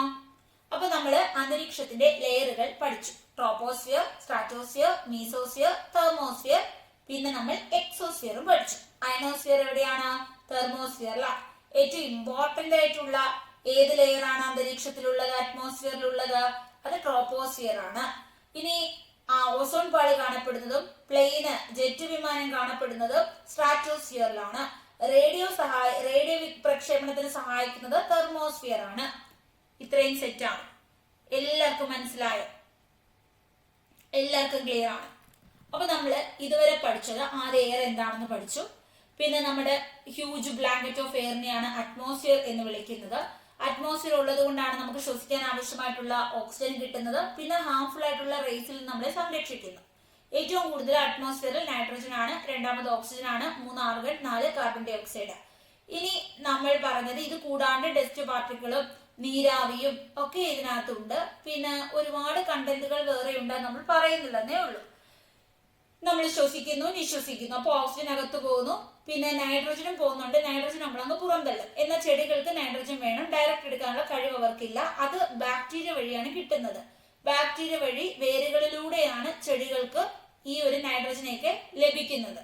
പയറ് ചെടികളിലും ഉഴുന്ന ചെടികളിലും ഒക്കെ നമുക്കത് കാണാൻ പറ്റും. ഓക്സിജൻ ആണ് രണ്ടാമത്തെ ഏറ്റവും കൂടുതലുള്ള വാതകം, എയർ. ഇനി അത് ഗ്രീൻ പ്ലാന്റ്സ് ഓക്സിജനെ പ്രൊഡ്യൂസ് ചെയ്യാനുള്ള കഴിവുണ്ട് ഫോട്ടോസിന്തസിസ് വഴി. നമുക്ക് മാത്രമല്ല ചെടികൾക്കും മൃഗങ്ങൾക്കും ഒക്കെ ഓക്സിജൻ ശ്വസിക്കാൻ വേണം, ജീവൻ നിലനിർത്താൻ വേണം. ഈ വനങ്ങളൊക്കെ വെട്ടി മുറിച്ചു കഴിഞ്ഞാൽ ഓക്സിജന്റെ അളവ് കുറയും. കാർബൺ ഡൈ ഓക്സൈഡ് വളരെ ഇമ്പോർട്ടന്റ് ആയിട്ടുള്ള ഒരു ഗ്യാസ് ആണ്. ഫോട്ടോസിന്തസിസ് സമയത്ത് കാർബൺ ഡൈ ഓക്സൈഡിനെ ഉള്ളിലേക്ക് എടുക്കുന്നു ചെടികൾ. എന്നിട്ടാണ് അവർ ആഹാരം പാചകം ചെയ്യുന്നത്. ഇനി billions ton of carbon dioxide നമ്മുടെ പ്ലാസ്റ്റിക് കത്തിക്കുമ്പോൾ, ഫ്യൂവല് കത്തിക്കുമ്പോൾ, പെട്രോള് കത്തിക്കുമ്പോൾ, വാഹനം, ഫാക്ടറി, ഇതിൽ നിന്നൊക്കെ എന്ത് ചെയ്യുന്നു? പുറന്തള്ളപ്പെടുന്നു. കാർബൺ ഡൈ ഓക്സൈഡ് കൂടിയാൽ ഇവിടെ അന്തരീക്ഷത്തിൽ ചൂട് കൂടും. അറ്റ്മോസ്ഫിയറിന്റെ ലെയേഴ്സിലേക്ക് വന്നു. ട്രോപ്പോസ്ഫിയർ ഉണ്ട്, സ്ട്രാറ്റോസ്ഫിയർ ഉണ്ട്, മീസോസ്ഫിയർ ഉണ്ട്, തെർമോസ്ഫിയർ ഉണ്ട്. പിന്നെ നമ്മൾ എക്സോസ്ഫിയർ ഉണ്ട് എന്നും പഠിച്ചു. ഏറ്റവും താഴത്തെ ലെയർ ഏത്? ട്രോപ്പോസ്ഫിയർ ആണ്. അപ്പൊ ഭൂമിയിൽ നിന്ന് നമുക്ക് നേരെ കാണാൻ പറ്റുന്നത് ഒരു 13 കിലോമീറ്റർ ഡിസ്റ്റൻസ് ഒക്കെയാണ്. 12 to 18 എന്നാണ് കറക്റ്റ്. നിങ്ങളുടെ ടെക്സ്റ്റ് ബുക്കിൽ 13 ആണ്. ഇനി 50 കിലോമീറ്റർ വരെ ഉയരത്തിൽ സ്ട്രാറ്റോസ്ഫിയർ. ട്രോപ്പോസ്ഫിയറിലാണ് മഴ, മഞ്ഞ്, കാറ്റ്, മിന്നൽ, ഇടിമിന്നൽ, ഇതൊക്കെ ഏറ്റവും ഇമ്പോർട്ടന്റ് ലെയർ ട്രോപ്പോസ്ഫിയർ ആണ്. സ്ട്രാറ്റോസ്ഫിയറിൽ എന്തുണ്ട്? 50 കിലോമീറ്റർ വരെയാണ്. ഓസോൺ പാളിയുണ്ട്, ജെറ്റ് വിമാനമുണ്ട്. ഇത്രയും ഓർക്കുക. മീസോസ്ഫിയർ താഴ്ന്ന അല്ലെങ്കിൽ ടെമ്പറേച്ചർ വളരെ കുറവാണ്, മഞ്ഞ് വീഴ്ചയുള്ള ഭാഗമാണ്, ഉൽക്കകൾ ഇവിടുന്ന് വീഴുന്നു എന്നോർക്കുക. തെർമോസ്ഫിയറിൽ അയണോസ്ഫിയർ ഉണ്ട് എന്നോർക്കുക. ഇവിടെ റേഡിയോ പ്രക്ഷേപണം സാധ്യമാകുന്നു എന്നോർക്കുക. തെർമോസ്ഫിയർ ചൂട് വളരെ കൂടുതലാണ് എന്നോർക്കുക. പിന്നെ എക്സോസ്ഫിയർ ആണ്, വളരെ ഉയരത്തിലാണിത്. വളരെ ഉയരത്തിലാണ്, ബഹിരാകാശമാണ് പിന്നീട് സ്റ്റാർട്ട് ചെയ്യുന്നത്. കണ്ടോ, പിന്നീട് ബഹിരാകാശമാണ്. വളരെ തിൻ ലെയർ എയർ മാത്രമാണ് ഇവിടെ ഉള്ളത്. ക്ലിയർ ആണ്? ഇത്രയാണ് നമ്മൾ പഠിച്ചത്. ഇത്രയും എല്ലാവർക്കും പിടികിട്ടിയോ? എല്ലാവർക്കും ഇത്രയും പിടികിട്ടിയോ? ഡൗട്ട് ഉണ്ടോ? ഇത്ര എല്ലാരും സെറ്റ് ആണോ? ഇത്രയും ക്ലിയർ ആയിട്ടുണ്ടെങ്കിൽ ലൈക്ക് ചെയ്യാം. ഇത്രയും എല്ലാവർക്കും മനസ്സിലായെങ്കിൽ ലൈക്ക് ചെയ്യുക. ഓക്കെ, ഇത്രയും മനസ്സിലായ എല്ലാരും ലൈക്ക് ചെയ്യണേ. ഓക്കെ ആണ്? Okay okay. അപ്പൊ ഇമോജീസ് ഇട്ടേ. ഇനി നമ്മൾ എന്താണ് ക്ലൈമറ്റ്, എന്താണ് വെതർ എന്ന് പറയാൻ പോവുകയാണ്. ഇപ്പൊ ഇന്നത്തെ വെതർ എന്താണ് എന്ന് നിങ്ങൾ ചോദിച്ചാൽ, നിങ്ങൾ ഇപ്പോഴത്തെ നമുക്ക് ഓരോ സമയം ഓരോ വെതറാ. രാവിലെ നല്ല ചൂടായിരുന്നു, ഉച്ചയായപ്പോ മഴ പെയ്തു, വൈകിട്ടായപ്പോ വീണ്ടും മഴയൊക്കെ മാറി ചെറിയൊരു തണുപ്പുണ്ടായിരുന്നു, രാത്രിയിൽ വീണ്ടും മഴയുണ്ട്, നല്ല മഴയാണ്, നല്ല തണുപ്പാണ്. ഇതാണ് നമ്മൾ പറയുന്നത്. ഓരോ സമയം ഓരോ വെതറാ. ഒരു ഷോർട്ട് ടേമിലേക്കുള്ള അന്തരീക്ഷത്തെയാണ് നമ്മൾ വെതർ എന്ന് പറയുന്നത്. Short term state the atmosphere. അറ്റ്മോസ്ഫിയറിലുള്ള ഒരു ഷോർട്ട് ടേം എന്താണ്, ഇതിനെയാണ് നമ്മൾ വെതർ എന്ന് പറയുന്നത്. എന്നാൽ ഇന്നത്തെ ക്ലൈമറ്റ് എന്താണ് എന്നൊരാൾ ചോദിച്ചാൽ, കാലാവസ്ഥ എന്താണ് എന്നൊരാൾ ചോദിച്ചാൽ, നമ്മളുടെ ഉത്തരം long term pattern of weather ആണ്. ഈ വെതർ നമ്മൾ ഒരു ടോട്ടാലിറ്റി നമ്മൾ നോക്കുമ്പോൾ എന്താണ് ഇവിടെ? ഇപ്പൊ ഇന്ന് നമ്മുടെ ജില്ലയിൽ, നിങ്ങളുടെ ജില്ലയിൽ ഇന്ന് എന്താണ്? ഇന്ന് മൊത്തത്തിൽ നോക്കുമ്പോൾ ചൂടായിരുന്നോ കൂടുതൽ, അല്ലെങ്കിൽ ഇന്ന് മൊത്തത്തിൽ നോക്കിയപ്പോൾ തണുപ്പായിരുന്നോ, അല്ലെങ്കിൽ ഇന്ന് കുറെ നോക്കിയപ്പോൾ ഒരു കംപ്ലീറ്റ് സംഭവം പറയണം. അല്ലാതെ 1 മണിക്കൂർ മഴയായിരുന്നു, അടുത്ത 2 മണിക്കൂർ ചൂടായിരുന്നു, അങ്ങനെ പറയുന്നത് വെതറാണ്. എന്നാൽ ഒരു ഫുൾ ഡേ അല്ലെങ്കിൽ ഒരു കുറെ 6 മാസത്തേക്ക് ഇനി തണുപ്പാണ്. ഇപ്പം ഹിമാചൽ പ്രദേശ്, ജമ്മു കാശ്മീർ ഇനി 6 മാസത്തെ കാലാവസ്ഥ തണുപ്പാണ്, മഞ്ഞ് മൂടി കിടക്കുകയാണ്. ഇനി രാജസ്ഥാൻ ഇനി കുറച്ച് നാളത്തേക്ക് കാലാവസ്ഥ ചൂടാണെന്ന് ഉറപ്പിച്ച് പറയാം. പക്ഷെ കേരളത്തിന്റെ ഇങ്ങനെ ഫ്ലക്ച്വേറ്റിംഗ് ആണ് അല്ലെ, നമുക്ക് തന്നെ പറയാൻ പറ്റത്തില്ല ഇപ്പൊ എന്താകും എന്ന്. നമ്മളിങ്ങനെ മാറി പറഞ്ഞുകൊണ്ടിരിക്കുകയാണ്. മറ്റവർക്കൊക്കെ ഉറപ്പിച്ചങ്ങ് പറയാം ഞങ്ങളുടെ ക്ലൈമറ്റ് ഇതാണ്. ക്ലിയർ ആണ്? ലോങ് ടേം ആയിട്ട് വെതർ അവിടെ എന്താണ് കൂടുതൽ, ആവറേജ് എന്താണ്, അതാണ് ക്ലൈമറ്റ് എന്ന് പറയുന്നത്. ക്ലിയർ ആണോ? അപ്പോ എന്താണ് ക്ലൈമറ്റ് എന്ന് ചോദിച്ചാൽ ആദ്യം വെതർ നമുക്ക് നോക്കാം. ഒരു അറ്റ്മോസ്ഫിയറിൽ ഇപ്പൊ എന്താണ്, ടെമ്പറേച്ചർ ആണോ, അല്ലെങ്കിൽ പ്രസിപ്പിറ്റേഷൻ നല്ല മഞ്ഞ് വീഴ്ചയോ കാര്യങ്ങളോ ഉണ്ടോ, നല്ല കാറ്റുള്ള സമയമാണോ, മഴമേഘങ്ങൾ ഇങ്ങനെ കൂടി നിൽക്കുകയാണോ, പ്രഷർ കൂടുതലോ, അങ്ങനെയൊക്കെയാണ്. അപ്പൊ ആ ഒരു സമയത്ത് എന്താണ്, ഓരോ മണിക്കൂർ ഇടവിട്ട് പറയാം, അരമണിക്കൂർ ഇടവിട്ട് പറയാം. ഇപ്പോഴത്തെ എപ്പോഴും ഓരോന്നോരോന്ന് എന്താണെന്ന് പറയുന്നതാണ് അന്തരീക്ഷം. അന്തരീക്ഷ സ്ഥിതിയാണ് പറയുന്നത്, അതായത് വെതർ എന്ന് പറയുന്നത്. എന്നാൽ ഈ വെതറുകളുടെ ഒരു ആകത്തുക അല്ലെ, എന്താണ് കുറെ നേരമായിട്ട് ഈ ഏരിയയിൽ ഒരു ലോങ് പീരീഡിൽ എന്താണ്, ഇതാണ് ക്ലൈമറ്റ്. ഷോർട്ട് പീരീഡിൽ എന്താണ്, അതാണ് വെതർ. എല്ലാവർക്കും മനസ്സിലായില്ലേ? എന്താണ് ക്ലൈമറ്റ്, എന്താണ് വെതർ എന്ന് എല്ലാവർക്കും പിടികിട്ടിയോ? ഓക്കെ ആണ്, ക്ലിയർ ആയി. ഇനി വെതർ എന്താണ്, ക്ലൈമറ്റ് എന്താണ് എന്ന് മാറിപ്പോത്തില്ലല്ലോ. ഓക്കെ അല്ലേ? എല്ലാവർക്കും പിടികിട്ടിയില്ലേ? എന്താണ് വെതർ, എന്താണ് ക്ലൈമറ്റ് എന്ന് മനസ്സിലായില്ലേ? ഓക്കെ ആണ്. അപ്പോ ഇനി നമ്മൾ എന്താണ് ടെമ്പറേച്ചർ എന്ന് പഠിക്കാൻ പോവുകയാണ്. ടെമ്പറേച്ചർ എന്ന് വെച്ചാൽ എന്തുവാ? ചൂടുള്ളത്, ചൂടല്ലേ ടെമ്പറേച്ചർ. ഇപ്പൊ പനിയാണ്, നല്ല ടെമ്പറേച്ചർ ഉണ്ടല്ലോ എന്ന് പറയത്തില്ലേ? അതായത് ചൂട്, നമുക്ക് നല്ല പൊള്ളുന്ന ചൂടുണ്ട്, ഇതാണ് ടെമ്പറേച്ചർ. നമുക്ക് ഇപ്പൊ നിങ്ങൾക്ക് അറിയാം, നമ്മള് വിയർത്തൊലിക്കുകയാണ് അല്ലെ. രാവിലെയൊക്കെ ഭയങ്കര ചൂട്, ഉച്ചയ്ക്ക് 2 മണിക്കൊക്കെ പുറത്തോട്ട് ഇറങ്ങാൻ കട്ട വെയില്, അപ്പോ നല്ല ചൂട് അങ്ങോട്ട് അനുഭവപ്പെടും. ഇതാണ് നമ്മുടെ അന്തരീക്ഷം ഇങ്ങനെ ചൂട് പിടിച്ച് നിൽക്കുകയാണെങ്കിൽ ടെമ്പറേച്ചർ കൂടുതലാണ് എന്ന് നമ്മൾ പറയാറുണ്ട് അല്ലെ. ടെമ്പറേച്ചർ എന്ന് വെച്ചാൽ നമുക്ക് ഓരോ ദിവസം നമുക്ക് നല്ല കൂടിയ ടെമ്പറേച്ചർ ആണെങ്കിൽ എന്ത് നമ്മൾ പറയും, ഭയങ്കര വെയിലായിരുന്നു, ഭയങ്കര ടെമ്പറേച്ചർ ആണ്, സഹിക്കാൻ വയ്യ, വിയർത്തൊലിച്ചു. ടെമ്പറേച്ചർ കുറയും, അപ്പൊ നമ്മൾ പറയും നല്ല തണുപ്പാണ്, നല്ല കാറ്റാണ്, മഴയുണ്ട്, ഇങ്ങനെ പറയും. അപ്പൊ ടെമ്പറേച്ചർ വെച്ചിട്ട് നമ്മൾ വെതർ അല്ലെങ്കിൽ ക്ലൈമറ്റ് ഒക്കെ സ്പെസിഫൈ ചെയ്യാറുണ്ട്. അപ്പൊ ഡിഗ്രി ഓഫ് ഹോട്ട്നെസ്, ചൂട് കൂടുതലാണ് അല്ലെങ്കിൽ തണുപ്പ് കൂടുതലാണ്, കോൾഡ്നെസ്, എയറിലെ ഈ ഒരു ഹോട്ട് ആണോ കോൾഡ് ആണോ, ഇത് ടെമ്പറേച്ചർ വെച്ചിട്ടാണ് നമ്മൾ പറയുന്നത്. അപ്പൊ ടെമ്പറേച്ചർ കുറവാണെങ്കിൽ നമ്മൾ പറയും കോൾഡ് ആണ്, ടെമ്പറേച്ചർ കൂടുതലാണെങ്കിൽ നമ്മൾ പറയും ഹോട്ട് ആണ്. അപ്പൊ degree of hotness and coldness of the air, air എങ്ങനെയാണ് ഇന്ന്, എയർ ഇന്ന് ചൂടാണ് അല്ലെങ്കിൽ തണുപ്പാണ്, ഇതിനെയാണ് നമ്മൾ ടെമ്പറേച്ചർ എന്ന് പറയുന്നത്. ക്ലിയർ ആണോ? ടെമ്പറേച്ചർ കുറവാണെങ്കിൽ കോൾഡ് ആണ്, ടെമ്പറേച്ചർ കൂടുതലാണെങ്കിൽ ഹോട്ട് ആണ്, ചൂടാണ് അല്ലെ. ടെമ്പറേച്ചർ കുറവാണെങ്കിൽ നമുക്ക് എന്ത് സംഭവിക്കും, നമുക്ക് തണുത്ത് വിറക്കും, നമ്മൾ സ്വെറ്റേഴ്സ് ഒക്കെ ഇടും. ടെമ്പറേച്ചർ കൂടുതലാണെങ്കിലോ നമ്മൾ കൊടയും ചൂടി പുറത്തിറങ്ങും അല്ലെ, ചൂട് കൊണ്ട് വിയർത്തൊഴുകും.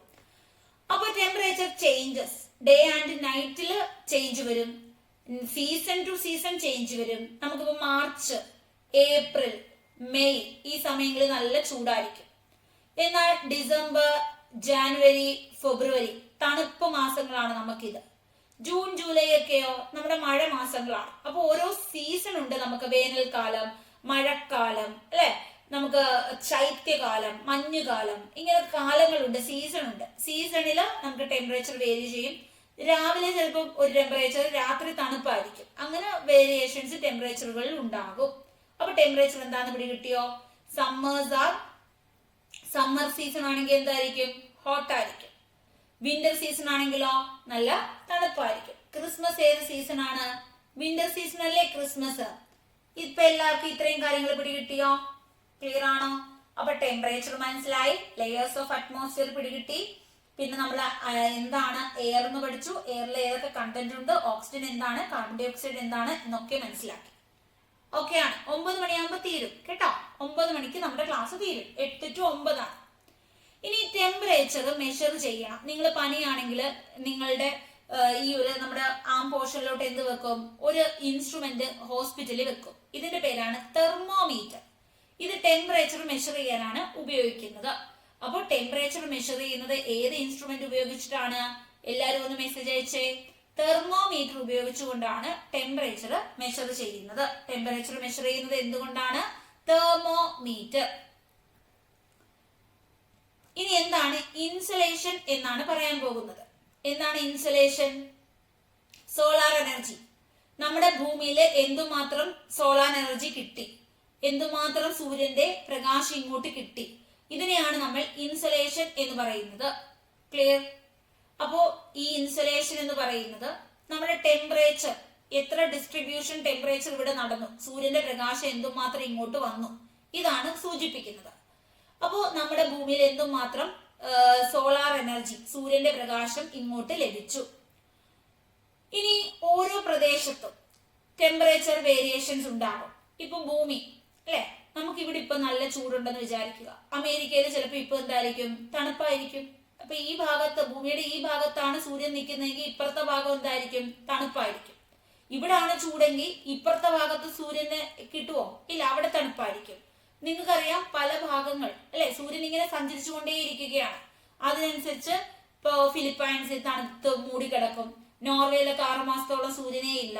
അപ്പൊ അങ്ങനെ അവിടെ തണുപ്പ് മൂടി, മഞ്ഞ് മൂടി ഇങ്ങനെ കിടക്കും. ഇവിടെ ചൂട് കൂടുതൽ. ഇപ്പൊ രാജസ്ഥാനിലൊക്കെ കൊടും ചൂട് വരും.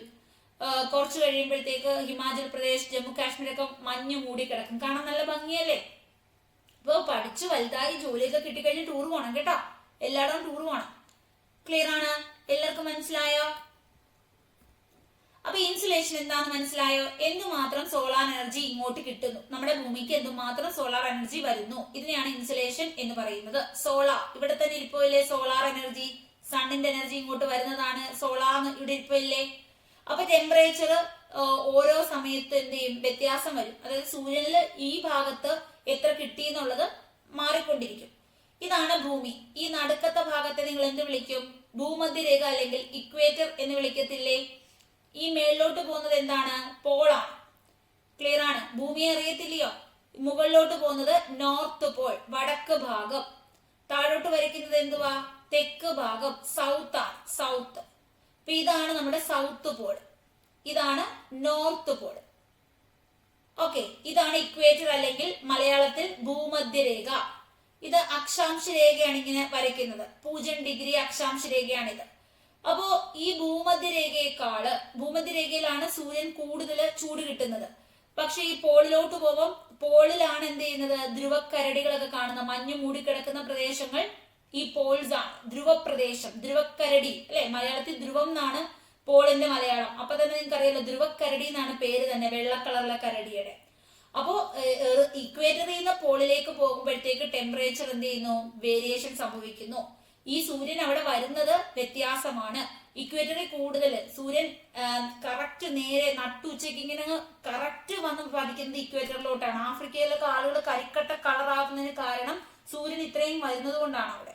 അപ്പോ 90° സൂര്യൻ വന്ന് നേർ മധ്യത്തിൽ വന്ന് വീഴ്ചുകയാണ്. അതുകൊണ്ട് അവിടെ ചൂട് ഭയങ്കര കൂടുതലാണ്. ഈ സൂര്യൻ ഇക്വേറ്ററിൽ നിന്ന് നീങ്ങും തോറും സൂര്യന്റെ അളവ് കുറവാണ്, സൂര്യന്റെ രശ്മികൾ എത്തുന്നത് കുറവാണ്. അതുകൊണ്ട് അവിടെ മഞ്ഞ് മൂടി കിടക്കുന്നു. ഈ നോർത്ത് പോളിലൊക്കെ എന്താണ്, നോർത്ത് പോളിലും സൗത്ത് പോളിലും പോളുകളിൽ എന്താണ്, പോളാർ ബെയർ, അത് തന്നെ ചൂട് കുറവാണ്, മഞ്ഞ് മൂടി കിടക്കുകയാണ്. അന്റാർട്ടിക്കയൊക്കെ ഫുൾ ടൈം നല്ല വെള്ള പുതപ്പ് പോലെ മഞ്ഞ് മൂടി കിടക്കല്ലേ, അന്റാർട്ടിക്കയൊക്കെ ഫുൾ ടൈം അങ്ങനെ കിടക്കാണ്. ക്ലിയർ ആണോ? ഓക്കെ ആണ്? എല്ലാവർക്കും മനസ്സിലായോ? അപ്പോ ഇതൊരു ചോദ്യമാണ്. സൂര്യന്റെ ചൂട് കൂടുതൽ എവിടെയാണ്?